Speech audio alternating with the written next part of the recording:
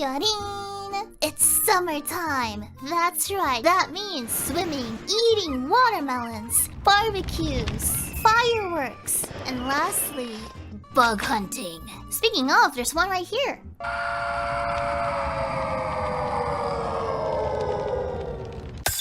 But let's avoid a boss battle for now and settle for something much smaller. Preferably something not moving nor alive. Let's start off with this Bug Amber Dig Kit being sold by Gobi Dex. Behold this stylish box and the way it rotates via slow motion. So fancy. How about 3 perspective shots with me as a size comparison? This is huge. I absolutely adore these educational knickknacks. I actually have quite a few of them. I also just really like looking at bugs. So does this cat. Don't get me wrong, they're gross and repulsive up close, but that's why they're so cool.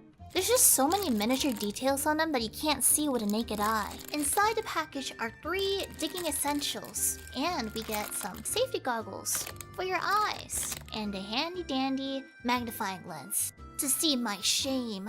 Is it here? The rest of the product is the plaster, which would have the artificial resin for the insects, and some educational background of what bugs there are. I chose not to look at this until the end of this, so I'm going to be surprised for what we find. First step is to prepare the workstation, so I prepared a bowl of water in order to soften the plaster. I try to organize as much as I can, and then I opened up the tools. In here we have a little chisel. As the name implies, this chisels things. Secondly, we also have a handy little brush. It gives you high fives and also sweeps away your crime. So it's good for cleanup. Sweet, sweet, sweet. And the final tool, a little mallet that doubles as a weapon. So you can stab things with it. So now we are all prepared for excavation. But don't forget your safety goggles and your lens. And at last, we could finally get started using my weapon. Using this tool, I delicately removed the plastic off the plaster brick.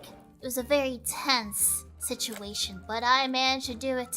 100% success rate. Thankfully, there was nothing complex about this project. After the removal of its plastic skin, it's easy going from here, although quite messy. So we just have to moisturize multiple times and use these 3 tools to dig open its insides. You'll have to forgive me for my preferred use of vocabulary. I get kind of excited sometimes. Man, okay, so when I was younger, my dad had a bunch of artifacts around the house, and they looked so fancy to little old me. There was a Buddha statue, and supposedly there was a gem somewhere, but I didn't find that. And Papa Shiori told me that he used to be an archaeologist, and he would dig around in Egypt. So I was so excited to hear that. I was like, wow, my daddy is an archaeologist? That sounds so cool. I can't wait to tell everyone for show and tell. But then one day, this was years later after that fact, years way down the road, I was playing in the garage, just kind of looking at all the junk collected. It was also his man cave, I suppose. Anyway, I looked at below the items, and it said made in Hololive. And let's just say I felt like he betrayed me. It's like my childhood was just ruined in one fell swoop. So that was a thing.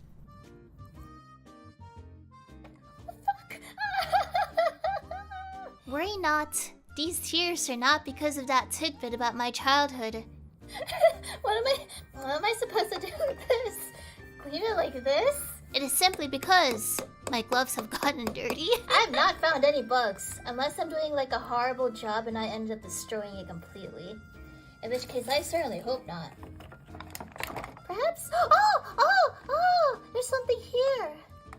Okay, let's try and treat this very Oh, there you go. I'm done. Oh, we will look at this later. I don't know what it is. It looks pretty cool though. Voila! The first sign of progress, and I was still trying to ensure that I didn't miss any tiny bug ambers. But now that I knew how big it was actually kind of easy to find the rest, and I was so excited for insects. Nothing? Nothing. Okay. I don't know how I'm gonna clean this table later. I'm assuming there's nothing in here. Okay. There ain't anything. Man, actually, you know what would have been smart? You know, I was wondering if I just dip this in a bucket of water and then I broke it in the end, I imagine it'd be so much easier then. But that's not the spirit of this. Not the spirit of my fun educational video. Oh my gosh. It's gonna turn into a cleaning cleaning segment later. Oh no, my cat! My cat got covered in this. I might as well go all in. That's right. We're going in! Oh, that looks cool. Okay, this is 3 out of something? How many bugs are in here? I shouldn't spoil myself, even though I'm sure I saw a picture of something. Anything? I doubt it. I'm just gonna, oh, you know what? Here. The easiest way to go about things is to actually leave it in here. I feel something here. Yeah.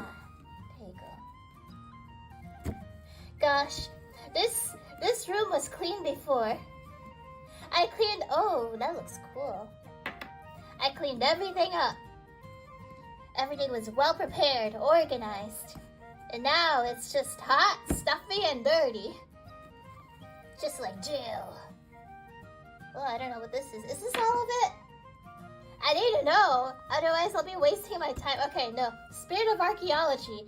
We must continue looking. Just stab until you can't stab no more.